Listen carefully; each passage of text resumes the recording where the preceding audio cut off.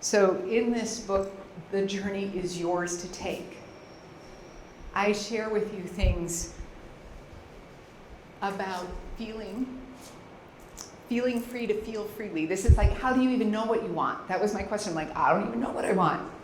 And tell you, I even went, when the fires came and we lost everything, and I have a pretty good attitude, so I'm like, okay, God, again, my argument, never liked that sermon called Cast Aside Your Belongings and Follow Me.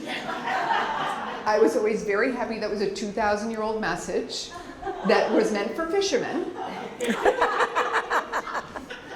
But seeing as you have cast aside all my belongings on my behalf, where are we going?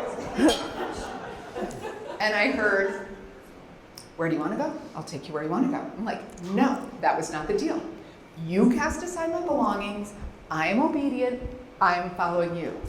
And even God goes, no, I'll take you where you want to go. Where do you want to go?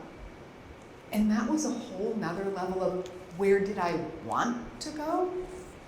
I didn't really want to go. I was happy where I was. But seeing as we had to go, because no staying was an option, then when you let yourself dream, I didn't know what I wanted, because wanting to me means you should be able to get it. I want it, I should get it.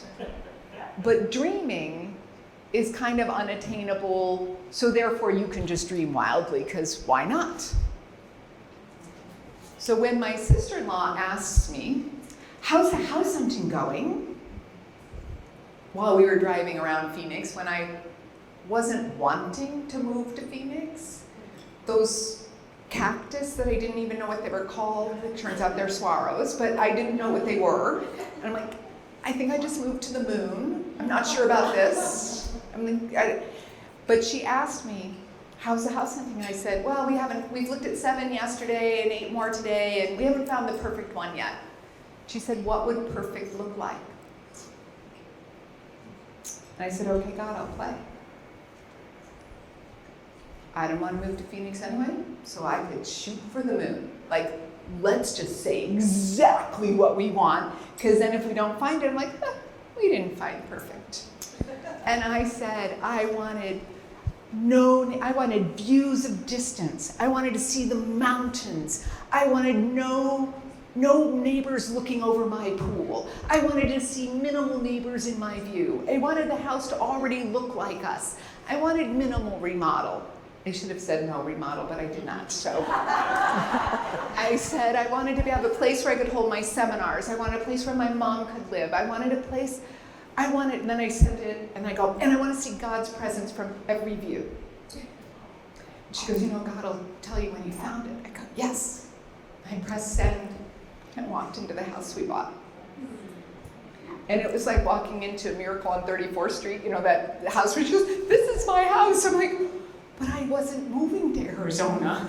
But when God asks you what you want, and you actually tell God what you want, and you don't go, like, why just give a little of what you want? Why not dream big? Because this Course in Miracles says there's no order of difficulty in miracles, right? So if you're going to ask for something, you might as well ask for what you really want. And that's how come we now have 4 acres of paradise, rooms for 5, and I can host my seminars, and people will stay. And I'm like, I have a whole guest wing over here. Now you have to know, we moved from 1,800 square feet in California to 5,500 square feet in Arizona.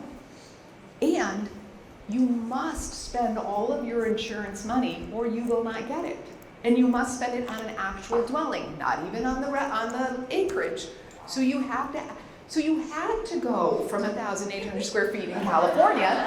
You had to buy a house that was 5,500 square feet in Arizona, because otherwise the insurance company got to keep my money. And I'm like, no, that's my money. So now I have this. So that's that part when God just goes, I have something better for you. And the good news is both my husband and I knew that when the fires came. Because I said, you never do anything by accident, so I can't wait to see where we're going. But it's that piece of when you say what you want and you let yourself dream, then you can have what you want. And so feeling is the first thing you need to do, is let yourself actually feel. Wanting, dreaming big. And then the third thing I'd say is claiming your right to delight. I see it.